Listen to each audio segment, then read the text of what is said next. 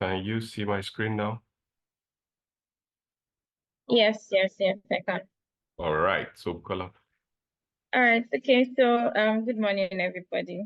And thank you, Uzoma, for basically setting the pace, right?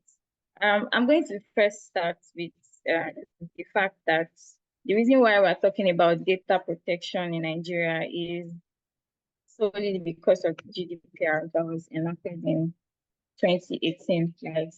And in the GDPR, African countries were listed as countries that did not have adequate protection. And that was one of the things that drove data protection regulations or laws in African countries.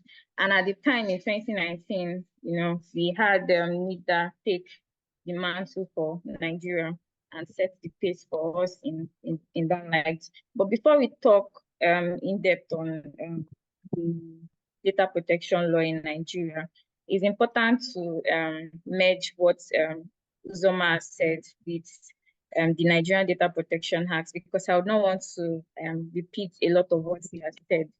So when it comes to the GDPR and the Nigerian Data Protection Act, which is the NDPA, there are a lot of intersections, right? It's more like the act is sort of like mirroring the GDPR. So there's a lot of similarities to the requirements of both the regulation and the act here in Nigeria. So you'd see that the principles of processing and the lawful basis still literally the same between the GDPR and the act. The right of data subjects is the same.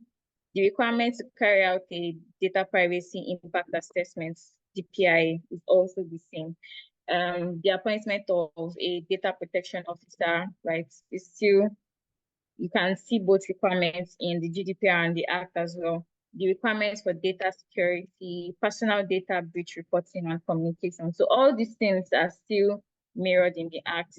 So permit me not to delve too much into those and focus on things that we might need to look out for when it comes to the Nigerian Data Protection Act.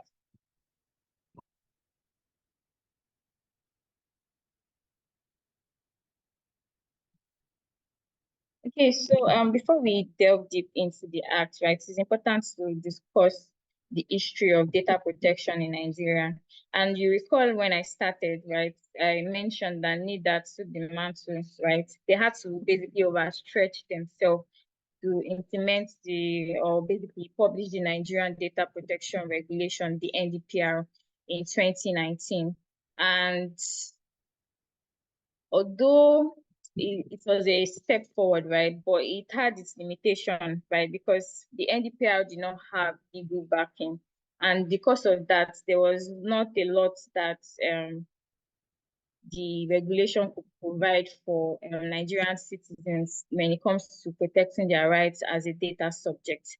So in 2022, the federal government of Nigeria appointed, or basically established, the Nigerian Data Protection Bureau, and they were tasked to oversee the implementation of the NDPR. Recall that the NIDA had to overstretch itself. So they needed sort of like a body that was going to, that the main focus was going to basically be overseeing data protection, and NIDA, NDPB was established. So the Nigerian Data Protection Bureau developed the Data Protection Bill also in 2022/2023. And this was signed into law in June 2023. And as a result of that, it became the Nigerian Data Protection Act that we're talking about today.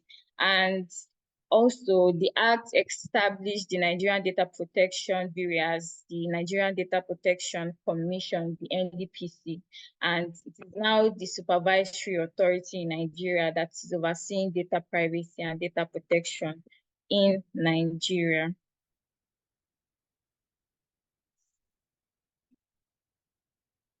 So we just quickly run through the structure of the Nigerian Data Protection Act. So the first part speaks to the commission and its structure. So this is the part that basically establishes the commission as a supervisory authority, what the structure will look like, their roles and responsibilities, and what the expectation is for the commission. So it then goes to discuss the data protection principles and other implementation requirements, looking at the right of the data subject, DPIA, and many more like that. Then the next part is speaking to the registration of data controller and processors of major importance. I'll talk more on that in coming slides.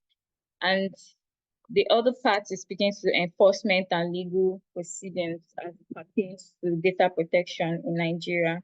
And lastly, miscellaneous provision. But before we move to the next slide, it's important to note that just because we have the Nigerian Data Protection Act, it doesn't mean that the NDPR is no longer viable, right?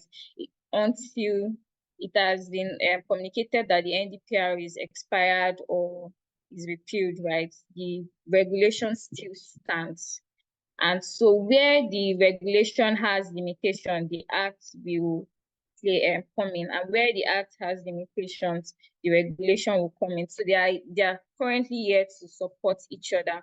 You recall that for the NDPR now, you're expected to carry out annual filing of your data protection practices for the year, and that is still ongoing. And this is because the NDPR is still active as of date. So that's basically that between the act and the regulation. So next, now we'll look at the key changes between the act and the NDPR, and I'll run us through 10 key changes that I think we should discuss in today's session. The first is on data protection principle.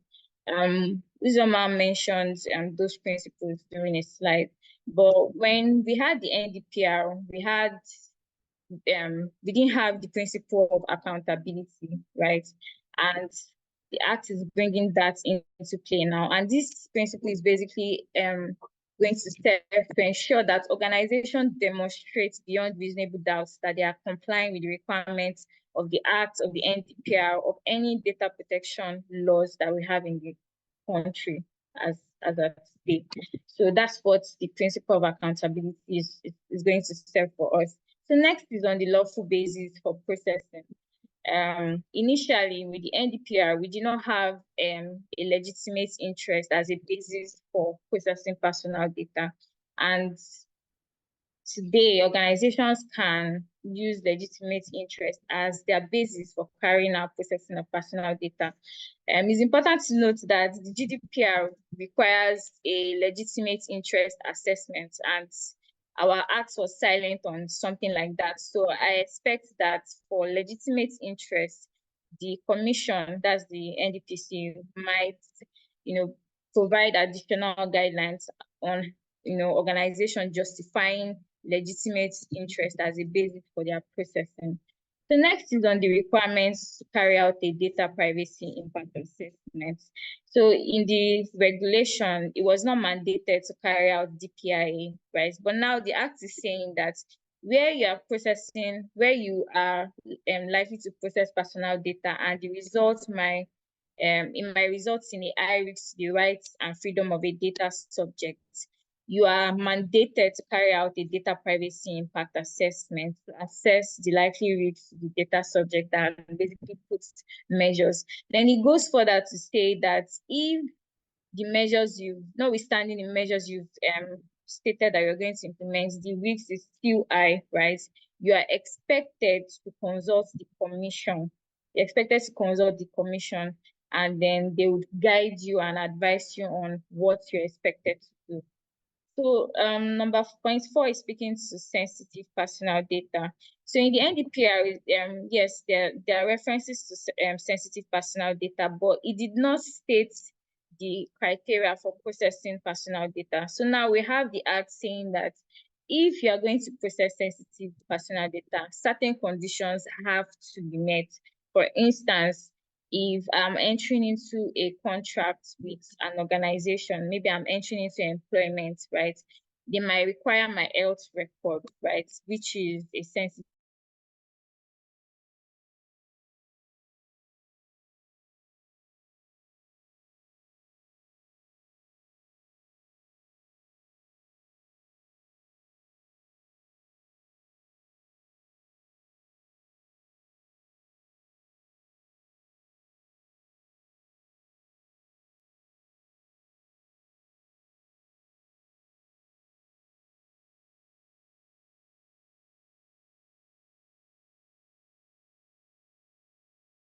Hello, Tony, can you hear me?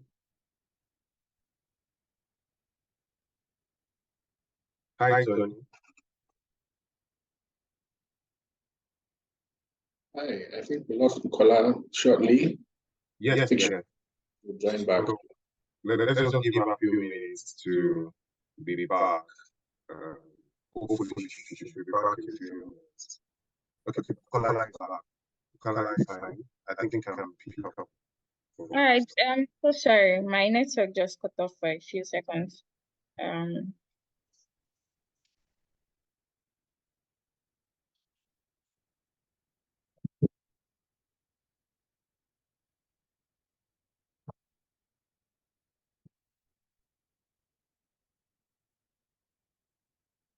Can we have the slides back up?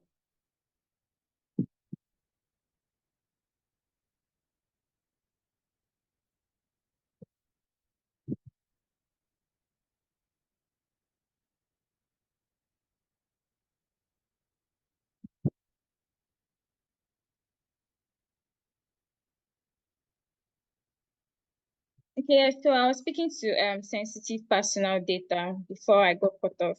So basically, organizations, when you're processing personal data that is under the category of sensitive, the expectation is that you process those data under those defined criteria in the act. And please, can you go back to the previous slide? There's one more. Yes. So lastly on this slide, we'll speak on children and persons unable to give consent. So in the regulation, you have children, right, identified, right? But it did not go further to say persons unable to give consent. So now the act has identified that there are people that might be challenged and they might not be able to give their consent, right? So it mandates that as data controllers, right, you must ensure that you verify the age of a person, that's so that you are not unlawfully processing personal data of children where you're not expected to. You recall that in Uzoma's presentation, we see that the GDPR finds TikTok for unlawful processing of children's data in Ireland. And then you also see that in UK, they did not verify, they didn't have thorough verification for children under the age of 13, and they were fined for that, right? So it's important that you ensure that you verify the age. And for people that are unable to give consent, you need to be able to verify that, they are unable to give consent as applicable before carrying out such processing activity.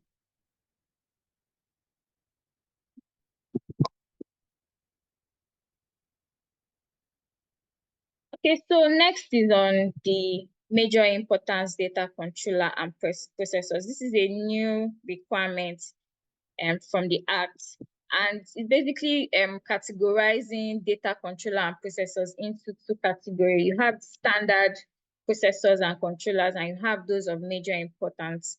And the Act requires that as a controller or processor that falls under the major importance category, you are expected to register with the Commission.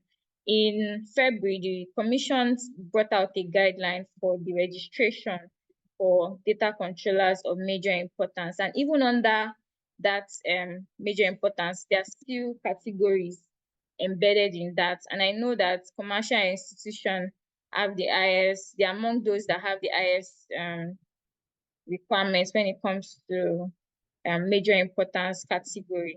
And the fee for them is, I think, around 250,000 to register with the Commission. And the deadline for this registration is expected to end by June 30th of this year. So next is on data breach communication and reporting. So the Commission, just like the GDPR, right, you're expected to communicate with the data subjects where there's a breach that affects the rights and freedom of a data subject, right? And you're also expected to communicate to the Commission within 72 hours, just like Uzoma mentioned, right?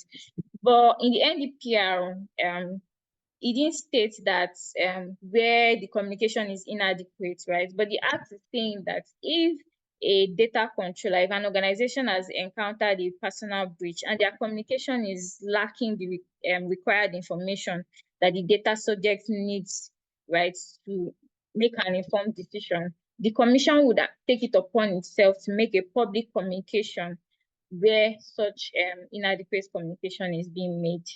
Then next is on enforcement. In the NDPR, we had penalties for breach in the act, right? But it was based on data subject, the number of data subject affected. But this time around with the act, the penalty is centered around the category of data controller and processors. That's the standard and major importance data controller and processors. So for the major importance data controller and processors, you can be fined up to greater than 10 million or 2% of your annual revenue in the previous year. And for standards, you can be fined 2 million or greater than 2% of your annual revenue in the previous year. And then an additional thing that can also happen is that there's a, like CEOs and personnel working with organizations, they can be imprisoned for up to 3 years, which was not in the regulation in the past. And also, we now have data subjects having the right to sue, right? Now you can start to see litigations from data subjects where they feel they have suffered harm based on a violation of the act or their rights, as the case may be. So next we look at data security. In the regulation, we had data security as well, but the act has expanded the scope to include things like organization ensuring that they have timely incident resolution, regular assessment and testing of their infrastructure, regular update of their measures. So they're saying that, you know, just because you put certain things in place doesn't mean that you should just sit back, right? You need to continue to review what you have put in place, all your practices, ensure that you're improving, you're getting better, and you are updating whatever measures that you're putting in place in line with new technologies and significant changes in your environment. And then lastly, we're going to look at provision of information. And the regulation speaks to having a privacy policy, which the act also is saying too, right? But in the regulation, it didn't say that organizations should state their identity, their residence of business, and those that would be the recipients of the personal data that you are providing to this organization. So these are the additional requirements that organizations have to look out for in their privacy notice, in their privacy policies, data subjects as well. So that's the part on the key changes, right? So now we'll talk about the common organizational pitfalls, right? The compliance pitfalls that I've observed over the years, right? When it comes to data protection in Nigeria. So let me start by saying that in the GDPR, in the NDPR, NDPA, or other data protection regulation, there's a document that we call the ROPA, right? It's called the Record of Processing Activities. And in that ROPA, it's basically you documenting all your processing activities and identifying your basis for processing, all those principles that Uzoma mentioned earlier in the presentation, right? You document them, your technical and organizational measures. So it's more or less like the book of life, right? This document helps you to basically demonstrate accountability, right? Because it will help you identify each measures that you're putting in place for each processing activity that you carry out. And that way, when your regulator comes, right, they're able to see that, okay, this is what you have done, this is what you are doing, and they can tell whether it's adequate or inadequate. So one of the things that I've observed over the years is that when it comes to this documentation, there is the seriousness to it is not that people don't take it seriously, basically, right? And you see that organizations will not even document their lawful basis for certain processing activities, right? And because of this reason, you can't even tell if you are being compliant as expected with the regulation or the act, right? And then another thing I noticed is that for organizations that are tilted more towards technology, right, they tend to ignore their manual processes. And when it comes to the regulation or the act, it doesn't see it as technology, or it sees it as processing, right, whether it's manual or is automated, right. And the minute you are not accounting for your processes that are carried out manually, you are already flaunting from the act, and you might not even put adequate measures as expected. So you tend to see that, organizations that are more digitalized are not paying attention to their manual processes, which shouldn't be, because processing is processing regardless of um the way you process it.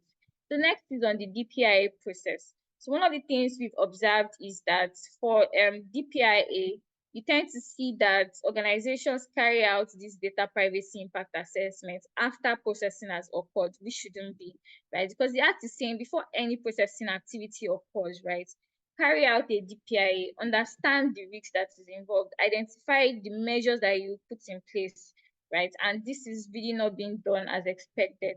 I understand that maybe because the NDPR did not mandate it, right? But between June 2023 and now, you still see organizations practicing as if we are seeing the times of the Nigerian data protection regulation, which shouldn't be. So next is on the privacy policy and notice. Even on Uzoma's slide, you see that a couple of organizations were fined, right, because of the kind of information that they provided to their data subjects, right, to their customers or their clients, right. And the same is also happening in Nigeria. You see privacy notice that does not have robust information that the data subject requires to make an informed decision. You see privacy notice that is more like the data subject is being forced to carry out and to just comply, right? Especially areas where it has to do with consent, right? When it comes to the act, consent is basically one of the lawful basis that organization can process personal data. And consent is one that, as I give you, when I want to withdraw my consent, the organization is not expected to hold back. And you tend to see organizations saying that if I have a legal or operational reason to continue, that I would continue to process it. So I'll just give you an example, right? Let's use opening an account, right, with a financial institution. The process of me now opening that account, right, the financial institution requires my consent, right? They need my consent to open that account. But the minute they open that account, I'm in a contractual relationship with the financial institution. So whatever processing that occurs after the opening of the account is on a contractual basis, right? And there are certain limitations that can occur when it comes to legal basis. However, now if I say I want to close my account, right, nobody's going to stop me from closing my account. However, but for contractual the contractual relationship I have with the organization, right, there might be legal reasons why they might have to do certain things, right, and I cannot hold that back, right. So it's important that organization understand where consent is required and where other legal basis for processing is also required. That way they are complying with the requirements of the act and they are not infringing on the rights of the data subject to perhaps withdraw their consent or whatever rights they want to exercise. So next is on data protection agreement. You tend to see that organizations sometimes do not even have data protection clauses, especially for vendors that process personal data for their data subjects. And then another thing to note is that the act is saying that when you are entering into an agreement with a data processor, right, that data processor, when they plan to engage another data processor, right, they have to consult you, they have to inform you that, look, for company ABC, I want to engage another data processor, right? And this should also be in the written agreement. But a lot of organizations will just put like a blanket statement. So the act has put certain requirements that is expected for organizations to put in their agreements with data processors. And one of the things I've come to see is that there's no compliance in that aspect, and organizations need to review their agreements with their data processors and take into cognizance these requirements from the act.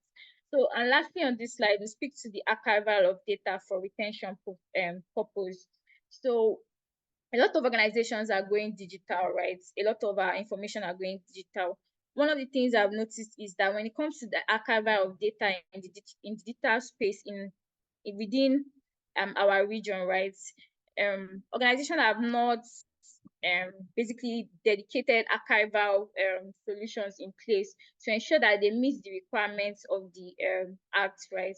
Because when you're going into archival, there are certain things you also have to look at the data, right? I understand we have statute of limitation, data retention, and all that, but regardless of that, you're supposed to keep certain information, not even everything, right? The organization would have to look at what records they are going to keep, and then for the archival of these okay, yeah, I'm wrapping up now. For the archival of this data, you need to ensure that, when in the future, right, data subject needs to exercise their right to be forgotten, right, you can easily implement that where this statute of limitation has exceeded. So next now, I'll just speak on ways organization can leverage the act to enhance their data privacy practices. So you recall that I mentioned the ROPA, right? It's important that in your ROPA you have all the forms of processing that you're carrying out, manual, automated, whatever it is you're carrying out to the personal data, document it and ensure that your processing activity is well documented and that your ROPA is updated regularly. It's not a document that you keep idle. It's supposed to be live and it's supposed to be updated when the need rises and as significant changes occur. For your DPIA, it's important that when you're carrying your DPIA, you have a data flow mapping, know where data flows in that processing activity, so you can implement the appropriate measures in place, and then carry out your assessment in a timely manner, such that you're not violating the requirement of the act. And lastly, on DPIA, ensure that you focus also on organizational measures. A lot of organizations tend to concentrate more on the technical measures, but organizational measures such as awareness and other things, right, can also play a big role in ensuring compliance with the act. So for your privacy notice, ensure that your information is as robust as possible. And then for a country as Nigeria, where we're a multilingual country, right, organization need to start to look at other means they can communicate this privacy notice.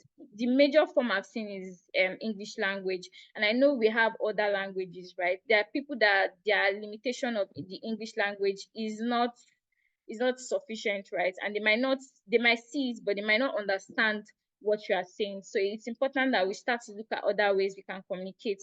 And then we can also try to make our communication as interactive as possible, so that your audience understand and they're able to get what is required. And lastly, on technology, right, organization needs to start to look at ways they can digitize their manual processes, especially when it comes to things like visitor register, right, that exposes personal data to data loss from other individuals.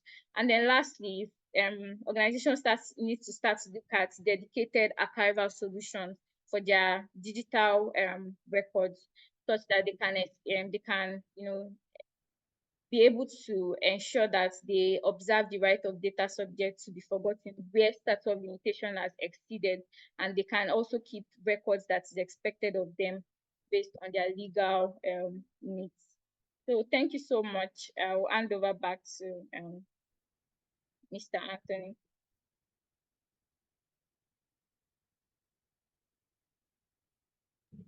Okay, thank you, Bukola.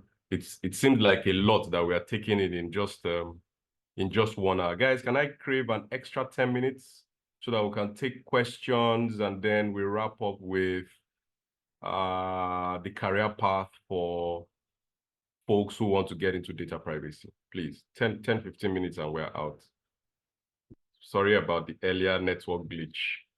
Let me not say it's village people. Okay. All right. So let me just run us through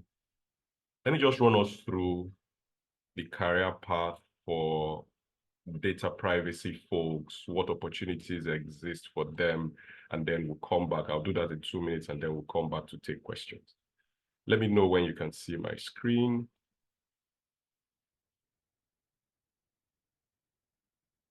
You can see my screen. Can you just type a Y? All right, brilliant, brilliant, brilliant, brilliant, brilliant.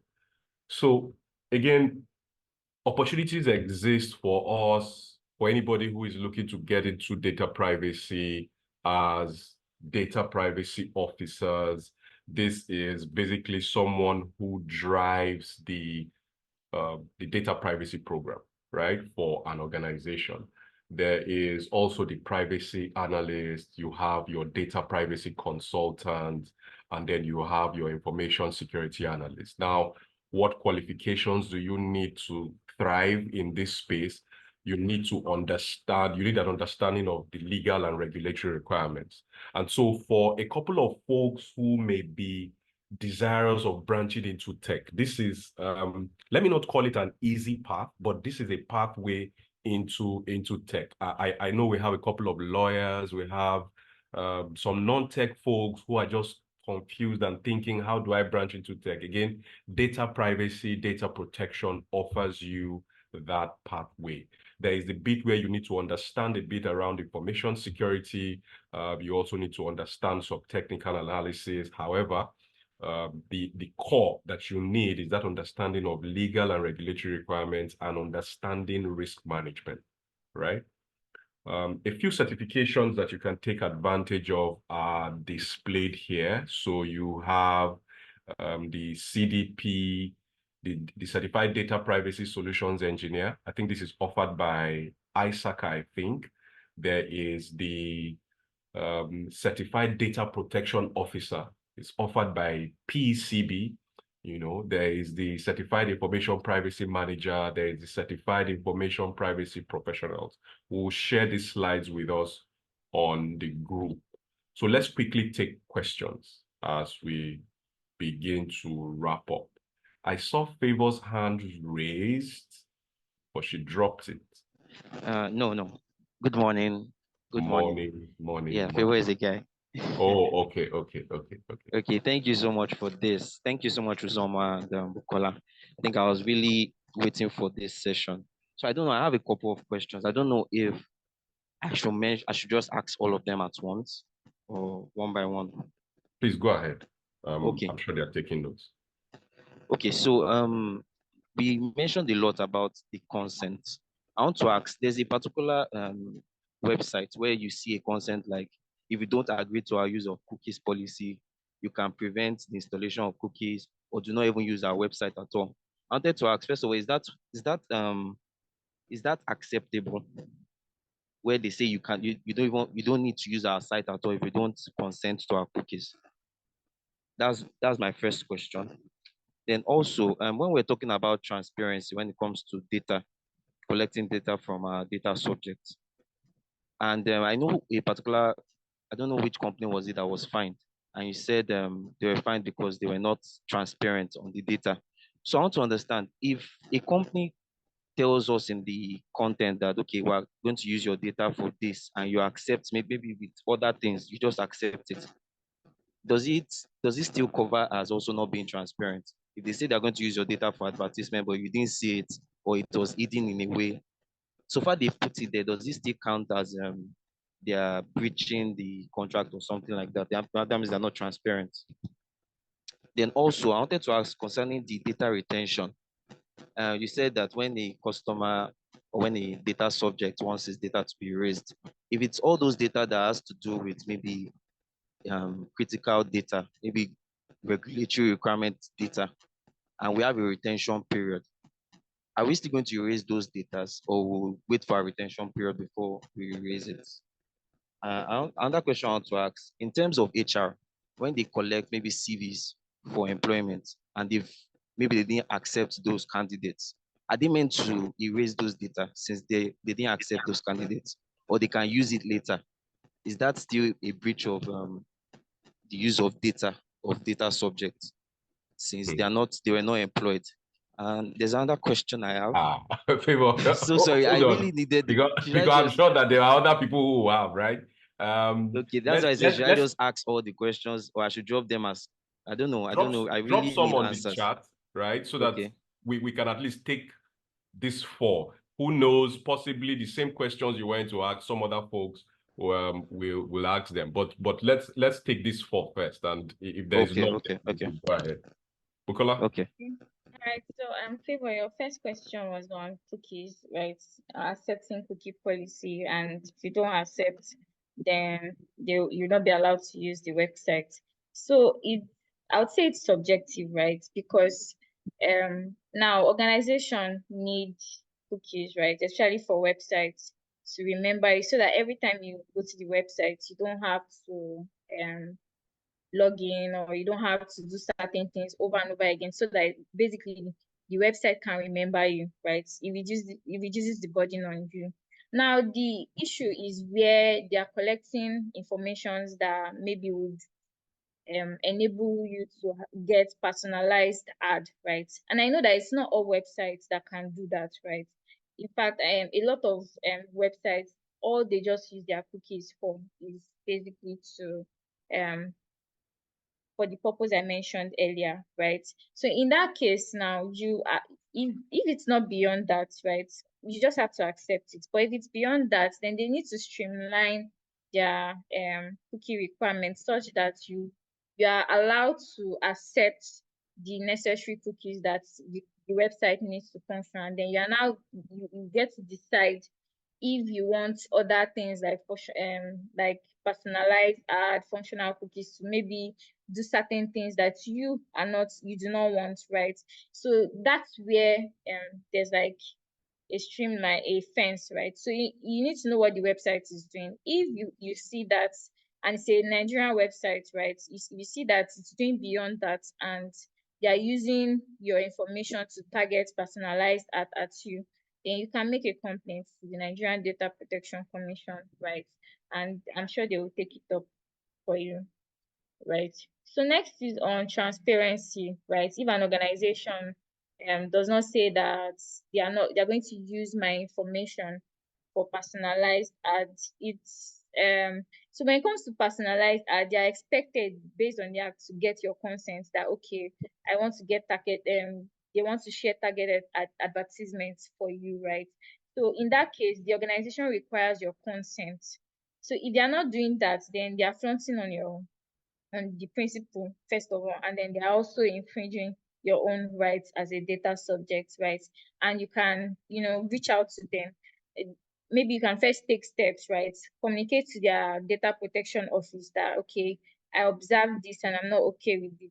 If they do not take it seriously, then you can also report to the commission, and I'm sure they will also take that up as well. So for data retention, you said that where you have a legal reason, yes, the act also recognizes the fact that there might be legal reasons or even operational reason, right, to retain records beyond when you're done with it, right? So the important thing is, as organization, you need to know your retention period. I know for bank they have the lengthiest period because of CBN and other things that might come up, and sometimes they even get litigation requests that might have even exceeded like 20 years back, right? So they have to retain records for a very long time, and the act has also identified that. So you are not going to delete such records. It is going to go into archival, which I mentioned earlier, that organization needs to pay attention to their archival process. So what is now expected to be kept is what organization will focus on. That okay, based on all the regulations that I am supposed to comply with, what are the things I'm supposed to keep and store in my archival solution or in my database, basically, right? And that would help you satisfy your legal requirement and also comply with the act. And I think the last one is on HR, right? You apply for a job, you drop your CV, you drop a couple of information with them.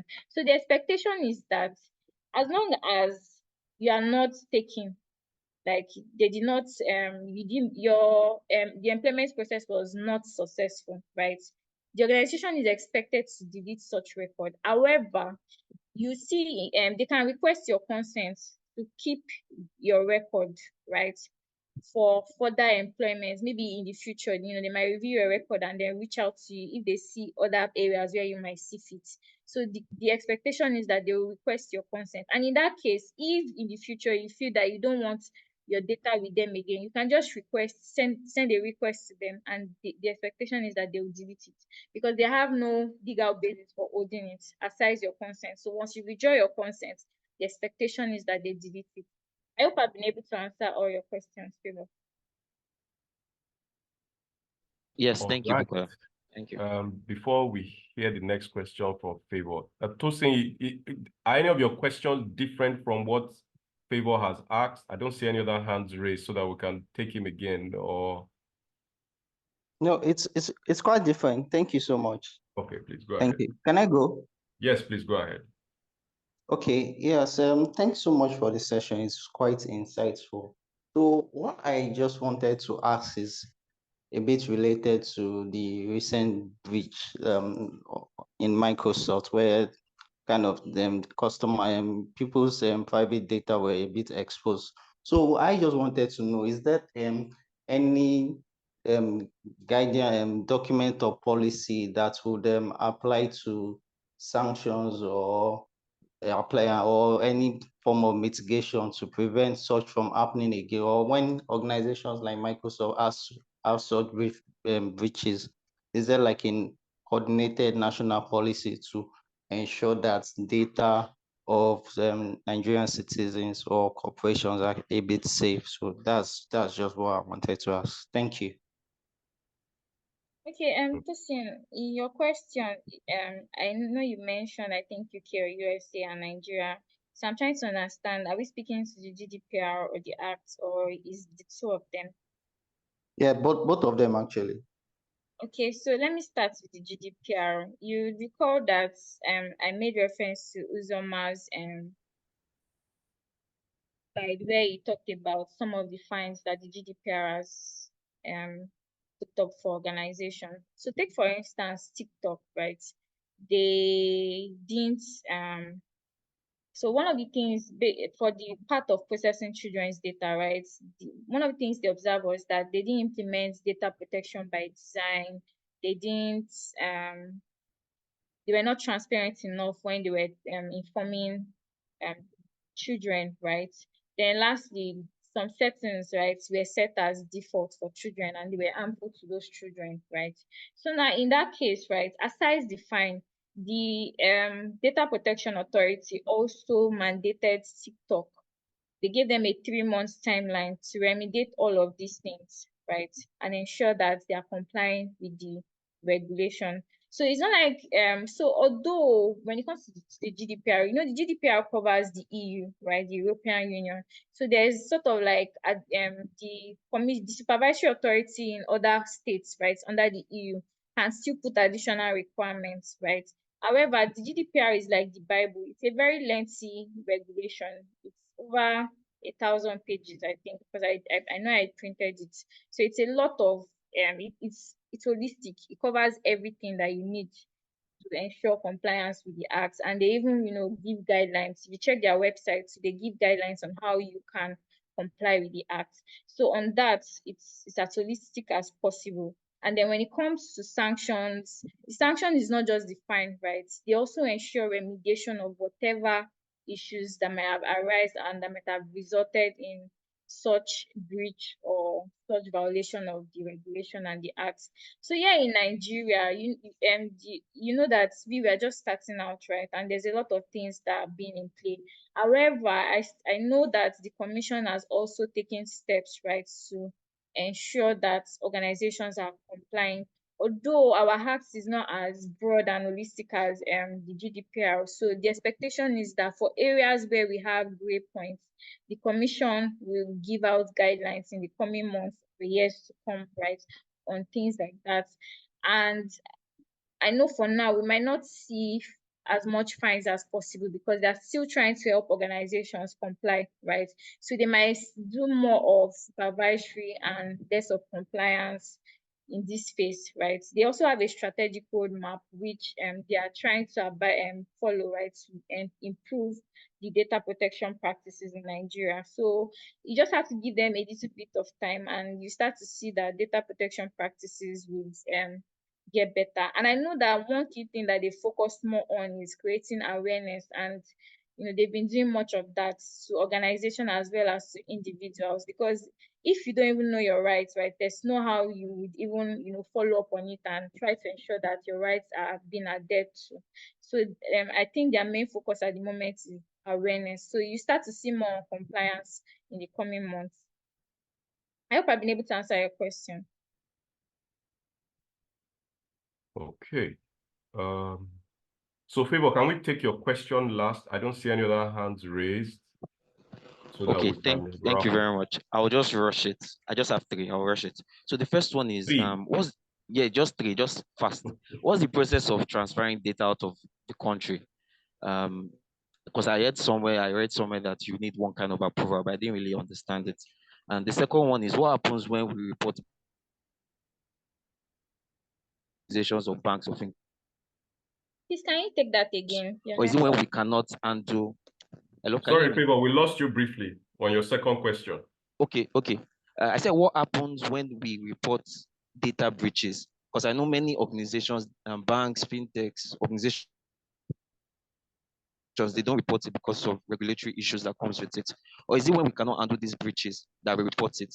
Then lastly, I just need key differences with examples between data controllers and data processors. Okay. So your first question, the process for transferring data out of the country. So when it comes to cross-border transfer, the act, I know in the NDPR you need to get certain approval, right? But in the act, you need to first check. First of all, there are also criteria, right? I think you might need the consent of the data subjects, or if you have maybe like one of the lawful bases, I can't really remember the exact one, but I know consent might also be required where there are no other basis for transferring such personal data. But then also we have in the NDPR, there are countries that Nigeria has listed as having adequate protection when it comes to data protection. So usually when countries, maybe the organization you're transferring that data to is under that adequacy protection, then there's no limitation, right? You can just send this. But in the case where they don't fall under, you might have to reach out to the commission, and then they will guide you on the next step on what to do. And either you send it, or maybe the data subject would say that if anything happens, right, they will not hold the organization liable, right? I really don't know, but we have an adequacy list for countries that have adequate protection. So you might want to check the NDPR for that list for countries that are listed under that. I know it has not been updated in years, so maybe the commission might update it and share a new list for organizations to comply with. So the second question is on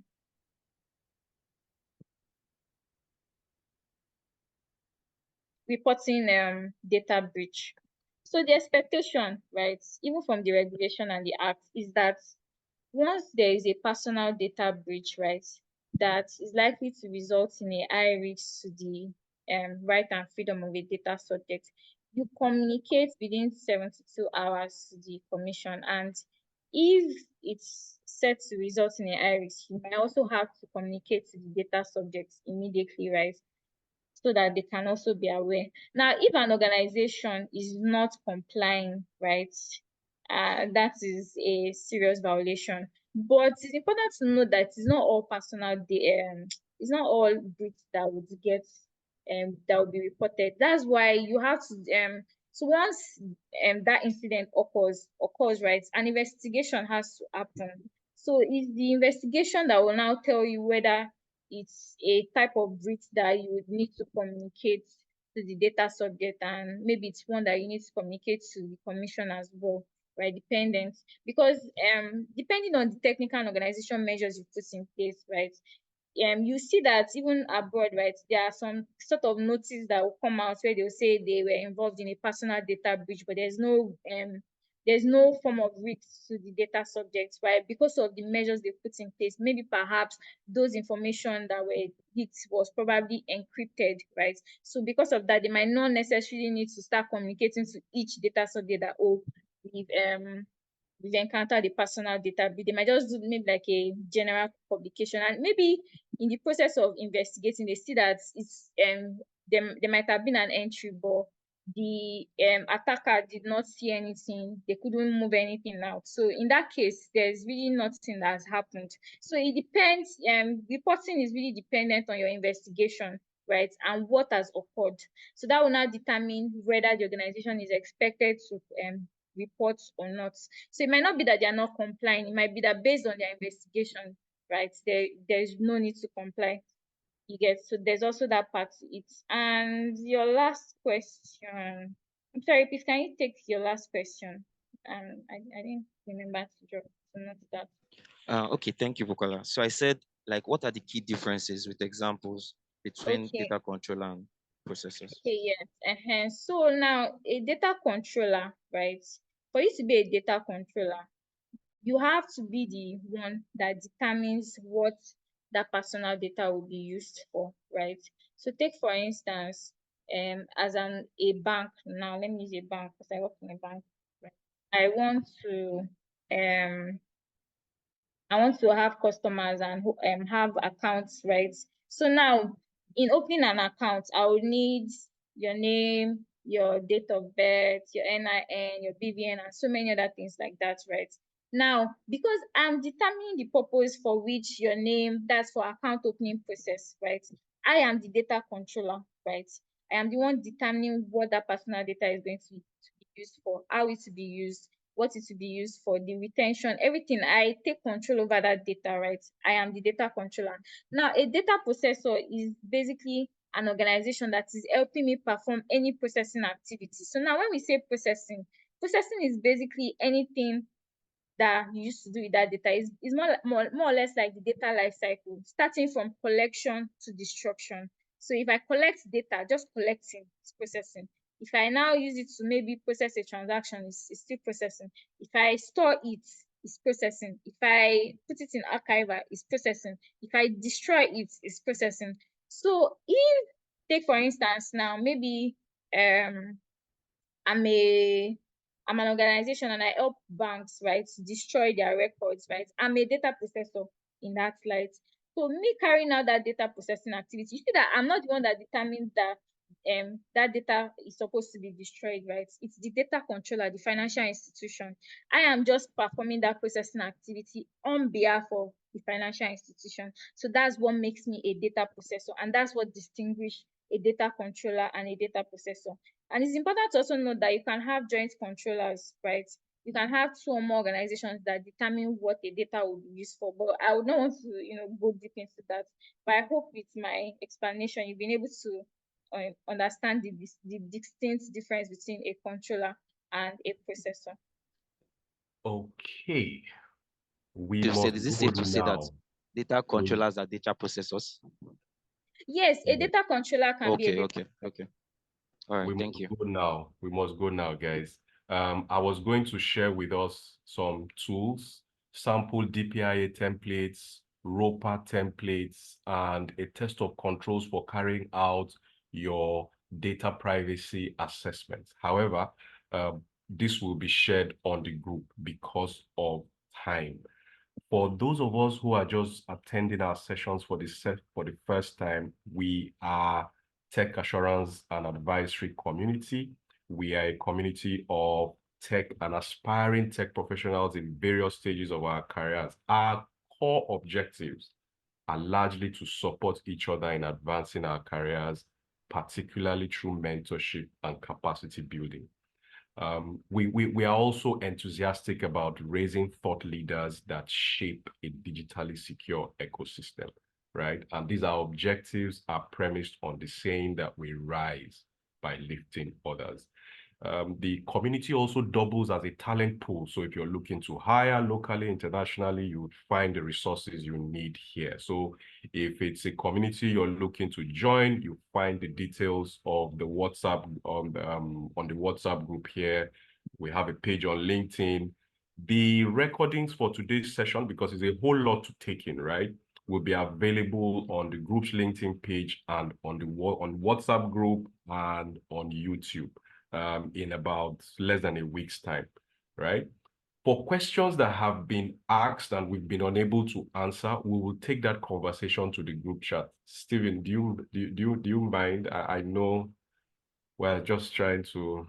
Yes, maybe so you- that's what I actually wanted to address, because I know Stephen, Grace, they're asking questions, and in any other way, including the front. Stephen, you're echoing. I'm struggling to hear you. Do you have another device on? Oh no, but can you hear me?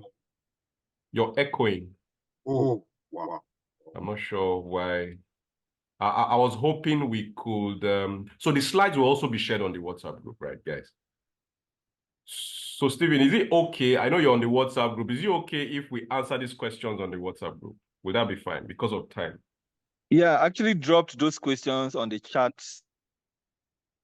Yes, I see them. I see them. I'll take them on this call, but then we can take it there. Okay. Thank you. Thank you very much for your understanding, guys. And thank you all for joining. For those who joined on LinkedIn.